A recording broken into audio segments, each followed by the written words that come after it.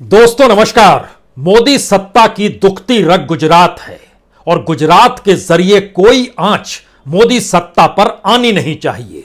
मसला सिर्फ मोदी सत्ता का नहीं है, बल्कि देश के प्रधानमंत्री नरेंद्र मोदी पहले गुजरात के मुख्यमंत्री थे। अमित शाह वहां पर गृह मंत्री रह चुके हैं और इस वक्त देश के गृह मंत्री हैं और कहते हैं कि जितने भी काले पन्ने गुजरात की राजनीति में दफन हैं, अगर वो पन्ने खुलकर सामने आने लगे तो दिल्ली की सत्ता डामाडोल हो जाएगी।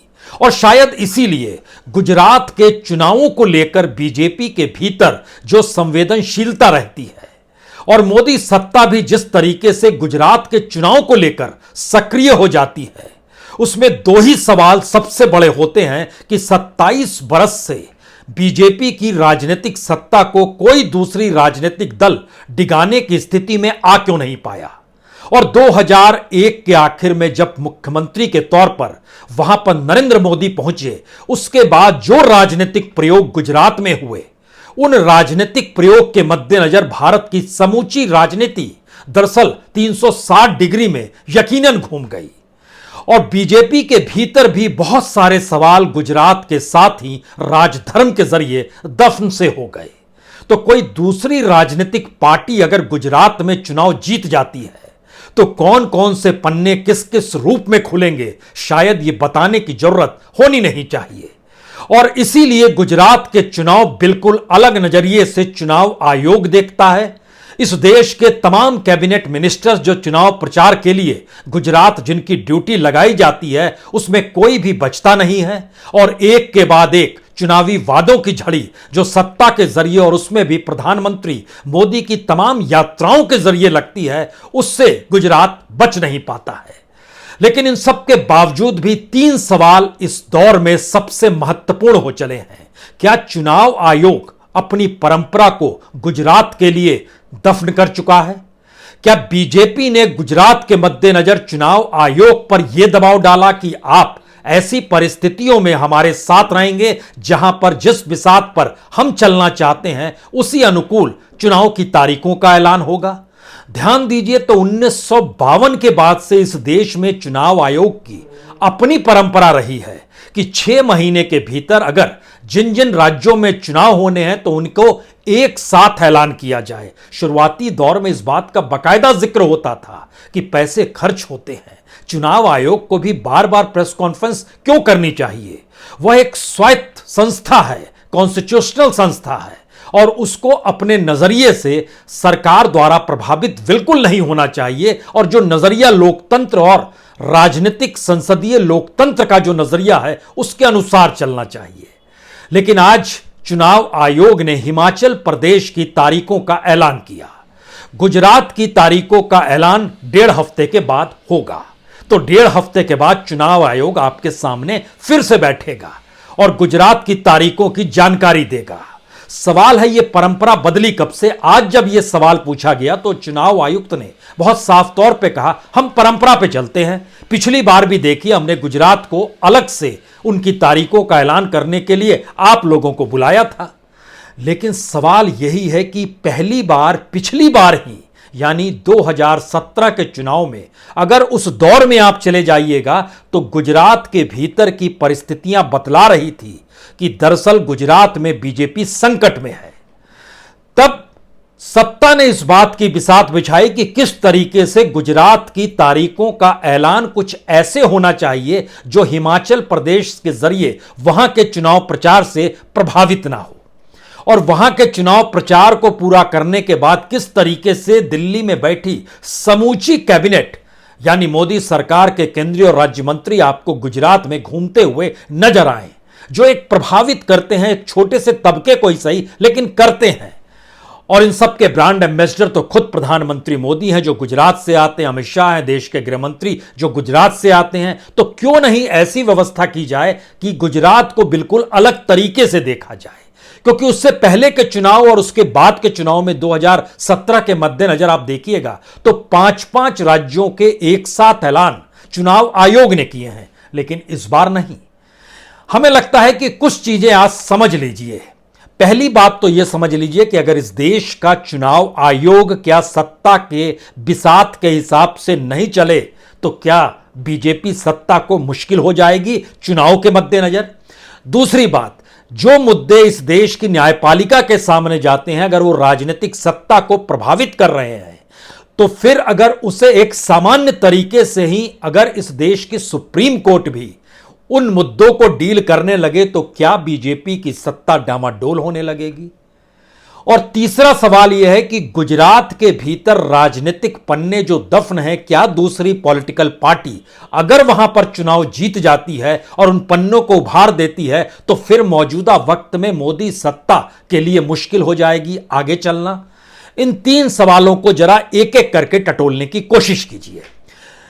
पहले दूसरा नंबर इसलिए क्योंकि सुप्रीम कोर्ट के भीतर इस बात का जिक्र हो चला है कि अब नोटबंदी पर भी 9 नवंबर से चर्चा शुरू होगी, यानी बहस शुरू होगी। उसको लेकर इस बात सरकार से पूछा जाएगा कि आपने नोटबंदी क्यों की, क्या लाभ हुआ, जो किया जा रहा था कि यह लाभ होगा वो लाभ हुआ या नहीं हुआ तो फिर यह गड़बड़ी क्यों की गई। और उसके ठीक समानांतर इलेक्टोरल बॉन्ड का चक्कर जो मार्च 2018 से जो शुरू हुआ और आज की तारीख तक वो 10,000 करोड़ से ज्यादा इलेक्ट्रल बॉन्ड की शक्ल में वो अगर इस देश की राजनीति में पैसे के तौर पर आ चला है, तो क्या वो वाकई ट्रांसपेरेंट है या लोगों को पता ही नहीं चलता है कि दरअसल कौन इलेक्ट्रल बॉन्ड खरीद रहा है? आरबीआई जानता है, एसबीआई जानता है, लेकिन इसके अलावे कोई नहीं जानता है। तो क्या इसको ट्रांसपेरेंट माना जाए? आरटीआई के जरिए जानकारी नहीं ले पाते हैं कि दरअसल किसने इलेक्ट्रल बॉन्ड खरीदा, क्योंकि इलेक्ट्रल बॉन्ड का 80% तो बीजेपी के पास जाता है। उस पर भी सुनवाई सुप्रीम कोर्ट में शुरू हो गई कई साल के बाद। सवाल दो सबसे बड़े इस देश के भीतर में आकर टिक चुके हैं, एक तरफ न्यायपालिका और दूसरी तरफ चुनाव आयोग। और इन दोनों परिस्थितियों के भीतर में जब आप चुनाव आयोग को देखते हैं तो हमें लगता है एक क्षण के लिए आप 2017 में चलिए। 2017 के चुनाव के वक्त हिमाचल प्रदेश में जो तारीख चुनी गई थी तारीखों के ऐलान करने की, वह तारीख आज की नहीं थी। आज तो 14 है, उस समय 12 अक्टूबर थी, यानी 2 दिन पहले ऐलान किया गया था। उस वक्त जो तारीख तय की गई थी वो 9 नवंबर की तय की गई थी। इस बार वोटिंग की तारीख दी गई है 12 नवंबर। अब उसी सिलसिले को आगे बढ़ाइए और हफ्ते भर बाद, यानी तकरीबन 1.5-2 हफ्ते के बाद, उस वक्त गुजरात चुनाव का ऐलान हिमाचल का 12 अक्टूबर को होता है और 13 दिनों के बाद यानी 25 अक्टूबर को गुजरात चुनाव का ऐलान होता है। तो अब यह मानकर हम लोग चलें कि 27 अक्टूबर को दोबारा प्रेस कॉन्फ्रेंस होने वाली है जो गुजरात चुनाव की तारीखों का ऐलान करेगी। उस वक्त जो तारीख हिमाचल प्रदेश की थी वह 9 और 14 थी, और उस वक्त जो गुजरात चुनाव की तारीख थी वह 11 और 16 दिसंबर थी। और चुनाव की जो रिजल्ट आने हिमाचल प्रदेश के उस समय आ गए और उसके बाद वोटिंग गुजरात में शुरू हुई। तो हिमाचल प्रदेश को किस रूप में बीजेपी और मोदी सत्ता इस दौर में घेर रही है चुनाव जीतने के लिए, और उसके रिजल्ट आने के बाद जब वोटिंग के लिए गुजरात का वोटर निकलता है, जो पिछली बार भी निकला था, तो बहुत ही मार्जिनल चीजें आ गई थी। याद कीजिए, कांग्रेस 77 सीट और 99 पर बीजेपी थी, 100 के नीचे आ गई थी। 15-20 सीट दोनों में से अगर चीजें बढ़ती तो स्थिति नाजुक हो जाती, लेकिन इस बार की स्थिति नाजुक पहले से नजर आ रही है। अगर आप गुजरात के मद्देनजर हिमाचल को देखना चाह रहे हैं, या हिमाचल के चुनाव की तारीखों का ऐलान, रिजल्ट का ऐलान, और रिजल्ट भी देखिए 12 नवंबर को वोटिंग होगी और रिजल्ट कब आएगा? 8 दिसंबर को। एक लंबा वक्त है, यानी जितना इधर से शुरुआत नहीं होती है नोटिफिकेशन जारी करने के बाद वोट डालने की तारीख, उससे ज्यादा वक्त रिजल्ट आने में, और रिजल्ट आते ही उसके तुरंत बाद गुजरात में वोटिंग होगी। यानी चीजें प्रभावित छोटे छोटे स्तर पर भी कैसे हो जाए, इस दिशा में बाखूबी काम सत्ता करती है और इलेक्शन कमीशन उस पर तर्क देता है और परंपरा के निभा करने का जिक्र करता है। अब यहां पर दूसरा बड़ा सवाल है कि क्या वाकई, अगर न्यायपालिका का हमने जिक्र किया, उसमें नोटबंदी और इलेक्ट्रल बॉन्ड का जिक्र किया, यहां पर दूसरा हिसाब था हमारे सामने तारीखों को लेकर, और तीसरा सवाल है इस देश के कॉन्स्टिट्यूशनल इंस्टीट्यूशंस का, उनकी भूमिका क्या रह जाती है, और खास तौर से इस इंस्टीट्यूशनल के साथ इस देश के प्रधानमंत्री की भूमिका क्या है, इस देश के कैबिनेट मिनिस्टर्स की भूमिका क्या है। अगर हर कोई चुनाव के लिए ही जी और मर रहा है तो इस देश के भीतर में गवर्नेंस कौन संभालता है? गवर्नेंस ब्यूरोक्रेसी संभालती है। नेताओं का काम, इस देश के प्रधानमंत्री का काम चुनाव को जीतना और जिताना है। इससे हटकर कोई काम नहीं, क्योंकि हमें लगता है यहां पर आज चूंकि हिमाचल प्रदेश की तारीखों का ऐलान हुआ है, अब आप सोचिए कि बीते 17 दिनों में प्रधानमंत्री 3 बार हिमाचल मिशन पे जा चुके हैं और उनका टारगेट बहुत साफ है कि हर जगह को घेर लेना है, यानी हर जगह पहुंच जाना है। प्रधानमंत्री हैं, अगर उसमें 2 जिले हटा दीजिए, लाहौल स्पीति और किन्नौर, ये एक एक सीट आती है यहां पर, लेकिन बाकी 10 जिलों में लगभग 90% वोटर बाकी जगह पर रहता है और 66 एमएलए यहीं से चुनकर आते हैं। कुल 68 एमएलए का पूरा खेल है। लेकिन इसके साथ हिमाचल प्रदेश महत्वपूर्ण क्यों है और पहली बार हिमाचल के साथ गुजरात को ना ट्रीट करना और हिमाचल को भी अलग से ट्रीट करना, यह भी राजनीतिक सत्ता की जरूरत है। दोनों मिल जाएंगे तो परेशानी होगी, क्योंकि एक तरफ इस देश के गृह मंत्री और प्रधानमंत्री का होम स्टेट और दूसरी तरफ इस देश के बीजेपी के अध्यक्ष का होम स्टेट और मौजूदा वक्त में आईबी मिनिस्टर जो अनुराग ठाकुर है उनका भी होम स्टेट, जिनके पिता धूमल साहब मुख्यमंत्री हुआ करते थे। पिछली बार हार गए तो जयराम सामने आ गए, हालांकि वो जिताकर हारे, लेकिन कहा गया उनका कोई हाथ नहीं था बीजेपी के जीतने में, वह तो प्रधानमंत्री मोदी का चुनाव प्रचार ही काम आया। लेकिन अब जरा समझने की कोशिश कीजिए, हिमाचल जैसे राज्य को लेकर भी अगर केंद्र सरकार चुनाव जीतने की दृष्टि से संवेदनशील होती है, 25 दिसंबर को जब जयराम सरकार के 4 साल होते हैं, प्रधानमंत्री खुद पहुंच जाते हैं हिमाचल प्रदेश के मंडी में। 31 मई जो पिछले महीनों का जिक्र हम कर रहे हैं, वो शिमला जाते हैं जब मोदी सरकार के 8 बरस होते हैं। 16 जून को धर्मशाला जाते हैं, मुख्य सचिवों की बैठक वहीं पर बुलाई जाती है। 28 सितंबर को मंडी में जा नहीं पाते हैं, बरसात हो रही है, वर्चुअल मीटिंग करते हैं, हालांकि कहा गया कि वोटर सुनने ही नहीं आ रहा था, वहां के लोग, कुर्सियां खाली थी तो शायद बरसात एक बहाना आ गया। हालांकि प्रधानमंत्री के पास ऐसे ऐसे जहाज हैं जिस पर मिसाइल भी काम ना करे तो बारिश का चीज है, लेकिन फिर भी बहरहाल 5 अक्टूबर को बिलासपुर गए, कुल्लू का दौरा किए, 13 अक्टूबर को ऊना गए, चंबा में जनसभाएं की। ये मैसेज बतलाता है कि लगभग 5-6 डिस्ट्रिक्ट जो बाकी के जो बचते हैं 10 डिस्ट्रिक्ट्स में से, उसमें ये कवर कर चुके हैं और आने वाले वक्त में यह लगातार और कवर करेंगे। और जेपी नड्डा जो बीजेपी के अध्यक्ष हैं, उनके लिए संवेदनशील स्थिति यह है कि अगर हिमाचल में चुनाव हार गए तो 2024 का चुनाव उनकी अगुवाई में बीजेपी नहीं लड़ेगी, जिसका दबाव संघ परिवार भी लगातार डाल रहा है कि बदलिए और इस तरीके से चीजों को मत रखिए जो बिल्कुल सत्ता के अनुकूल ही संगठन भी चलाए और बीजेपी को भी चलाए, और लगे ही नहीं कि संगठन और गवर्नेंस के बीच कोई लकीर है। हर कोई लगता है कार्यकर्ता हो गया है बीजेपी का, सत्ता को बनाए रखने के लिए, और सत्ता के टिप पर प्रधानमंत्री मोदी बैठे हुए हैं। यह एक नजरिया है बीजेपी और आरएसएस के भीतर का, लेकिन हम उस पर नहीं जाते हैं। वहां के हालातों के भीतर जब घुसिएगा तो बहुत सारे ऐलान बीते 3 दिनों में हिमाचल प्रदेश को लेकर हुए। हिमाचल प्रदेश का दौरा सिरमौर में पहुंचने वाले हैं, अमित शाह भी पहुंचेंगे जो देश के गृह मंत्री हैं। इधर गुजरात जाने की प्रक्रिया में एक दौरा प्रधानमंत्री का बचा हुआ है, वह भी दौरा अगले हफ्ते में शुरू हो जाएगा। यानी गुजरात और हिमाचल प्रदेश दोनों चुनाव के मद्देनजर इनके लिए संवेदनशील स्थिति यह है कि जब जीते और मरते चुनाव के लिए हैं तो दाएं बाएं हम क्यों देखें। और इस परिस्थिति के भीतर ही आज ही कैबिनेट की बैठक जयराम ने बुलाई, जो आखिरी कैबिनेट बैठक थी।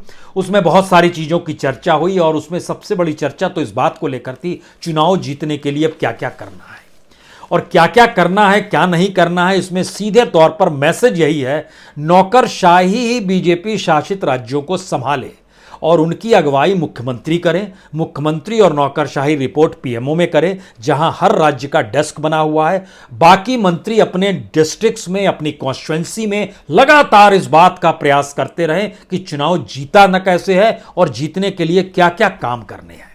इससे हटकर वो ना सोचे वोटरों को कैसे साथ लेकर आना है। और इस दुखती रग में हर कॉन्स्टिट्यूएंसी के साथ हो सकता है हर विधायक की अपनी समझ हो, लेकिन हमें लगता है कि जो ऐलान किया एक क्षण के लिए उसको भी समझिए कि सड़क बन जाए और बिजली आ जाए। पहाड़ों की समस्या 2 ही तो होती है। तो बिजली को लेकर चंबा में 180 मेगावाट, बजौली पनबिजली योजना परियोजना शुरू कर दी। चांजू में 48 मेगावाट के 3 योजनाएं, दत्तोथल चांजू में लगभग 30 मेगावाट की एक अलग योजना है जो हाइड्रल प्रोजेक्ट है। उसके अलावे ग्राम सड़क योजना जो प्रधानमंत्री ग्राम सड़क योजना चलती है, और वंदे भारत जो है ये तो हमने देख लिया। यानी योजनाओं का ऐलान जैसे ही प्रधानमंत्री खत्म करें, योजनाओं का ऐलान करते करते इलेक्शन कमीशन सक्रिय हो जाए। आपने हिमाचल में देखा। अब अगली प्रेस कॉन्फ्रेंस जो गुजरात को लेकर आप देखने वाले हैं, उससे पहले प्रधानमंत्री का एक और दौरा गुजरात का होना है, जहां पर वो 3 ऐलान करने वाले हैं। वो प्रधानमंत्री के मुख से ही सुनिएगा वो 3 ऐलान क्या होते हैं। लेकिन हम तो सिर्फ इस बात का आपसे जिक्र कर रहे हैं कि अगर आप परखिए इन बातों को, जो सीटें हैं उन सीटों पर मजबूती के साथ खड़े होना है। चंबा, कांगड़ा, कुल्लू, मंडी, इन 4 जिलों की कुल 34 सीटें आती हैं। इसमें से 27 सीट पर बीजेपी का कब्जा है। और राज्य में अगर आपको सरकार बनानी है तो आपको 34 सीट चाहिए। तो यानी डिस्ट्रिक्ट वाइज कैसे चीजों को हाथ में लेना है। दूसरी बात है कि अगर आप जिक्र जैसे ही हिमाचल का करते हैं, वैसे ही आपके जहन में आएगा कि पिछली बार के दोनों बड़े सितारे नहीं हैं। यानी धूमल साहब राजनीति से एक लिहाज से छांव में चले गए हैं और वीरभद्र सिंह का निधन हो गया, तो उनकी पत्नी इस वक्त कांग्रेस की प्रदेशाध्यक्ष है। लेकिन लड़ाई और संघर्ष और दूसरे को शामिल कराने की स्थिति में बीजेपी का कोई जोड़ नहीं है। अब हिमाचल की बिसात के समानांतर जब जीत पक्की लगने लगी, और जीत पक्की लगने के पीछे बहुत सारी चीजें हैं, क्योंकि कुछ लोग शामिल हो गए बीजेपी के भीतर जाके, जो कल तक बड़े नेता थे। उसमें वर्किंग अध्यक्ष जो वहाँ के थे हर्ष महाजन, वह भी बीजेपी में चले गए। पूर्व सांसद हुआ करते थे सुरेश चंदेल, वह भी बीजेपी में चले गए। दावेदार कई हैं कि हम मुख्यमंत्री बनेंगे, और दावेदार की आज समूची लिस्ट जो है, अगर हम आपको बताएं उन लिस्ट को लेकर, तो एक चीज समझिए, वो सारे लोग आज प्रियंका गांधी की सभा में पीछे कुर्सियों पर विराजमान थे और सभी सोच रहे थे कि हम मुख्यमंत्री बनेंगे। जीतेंगे तब बनेंगे, और जीतने का कौन सा रास्ता है, क्या ये आपको पता है? नहीं पता है तो फिर आप क्या करेंगे? इन सवालों का जवाब नहीं खोजा जाता है, कांग्रेस के भीतर नहीं खोजा जाता है। तो जैसे ही हिमाचल के चुनाव परिणाम का ऐलान होगा, उसके अगले दिन या उसके 2 दिनों के बाद गुजरात में वोटिंग होगी। यह सिस्टमेटिक एस्पेक्ट इलेक्शन कमीशन के सामने है, और इलेक्शन कमीशन इसके लिहाज से तर्क गढ़ेगा, जानकारी देगा। इसको आप छुपने छुपाने की परिस्थिति में लेकर मत आइएगा, मत सोचिएगा कि इस रूप में इसको देखा जाए।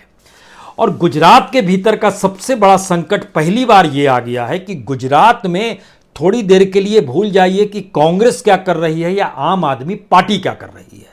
संकट गुजरात के भीतर बीजेपी के अपने सिरमौरों को लेकर है, जो टकरा रहे हैं पहली बार, और वो समझ नहीं पा रहे हैं कि अपने इलाके में वह कैसे वोटरों को बांधें, क्योंकि साथ में आरएसएस का स्वयंसेवक उस रूप में नहीं है जो 2017 में यह सोचकर खड़ा हो गया था अगर नहीं जिताएंगे तो मुश्किल हो जाएगी। लेकिन जिनको जिता दिया गया और जो पूरी सरकार को ही दिल्ली की एक चुटकी बजाते बदल दिया गया, संघ बहुत नाराज हो गया। और संघ के वो तमाम ऑर्गेनाइजेशन जो एक लिहाज से गुजरात को प्रयोगशाला के तौर पर देख रहे थे, अपने हिंदुत्व की प्रयोगशाला के तौर पर, उनको लगा ये छिन्न भिन्न हो रहा है। और इस छिन्न भिन्न में सत्ता की लड़ाई में कोई स्वयंसेवक उधर खड़ा है, कोई स्वयंसेवक इधर खड़ा है, और हम आपस में बट गए सत्ता के संभालने और सत्ता की मलाई खाने की परिस्थितियों के बीच में, क्योंकि सुविधाओं की एक लंबी कतार स्वयंसेवकों के साथ भी जुड़ी है। तो गुजरात के संकट के भीतर तीसरी शक्ति के आने का मतलब, जो कि एक लाइन भी कांग्रेस को लेकर नहीं कहती है, उसकी समूची लाइन बीजेपी को लेकर है, उसके भीतर के छिपे हिंदुत्व के ढोंग को लेकर है, और इसको वह कहने से घबराती और कतराती नहीं है। दूसरा सवाल है कि उन्हीं परिस्थितियों को बीजेपी को लगने लगा है कि इससे हमें लाभ मिलेगा।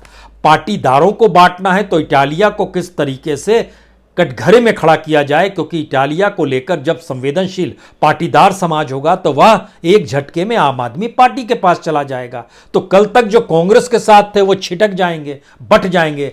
बीजेपी सिस्टमेटिकली गुजरात में यही बिसात बिछा रही है, क्योंकि गुजरात के भीतर में जो फाइलें दफन है, कल्पना कीजिए कि कोई दूसरी पॉलिटिकल पार्टी चुनाव जीत जाती है और उसके बाद उस राज्य की जो भी आईबी की पुरानी रिपोर्ट्स हो या जो भी पुलिस अधिकारियों और गवर्नेंस की जो रिपोर्ट हो, वह रिपोर्ट वो सामने लेकर आएगी और ये बताना जब शुरू करेगी कि 2014 से पहले क्या क्या खेल गुजरात में हो रहे थे, तो जरा कल्पना कीजिए कि किस किस को बुलावा कैसे कैसे आएगा। अदालतों में कौन कौन से मामले जाएंगे, नोटिस किसके खिलाफ जारी होगा, पुलिस किसके खिलाफ एफआईआर दर्ज करेगी। अगर वो पॉलिटिकल पार्टी में यह सोचकर दम होगा कि हमें 2024 में भी दिल्ली की सत्ता पर नकेल कस देनी है, तो इन दो परिस्थितियों के बीच भारत की राजनीति 3 संदेश बहुत साफ देती है। पहला संदेश, जीना है मरना है चुनाव के लिए।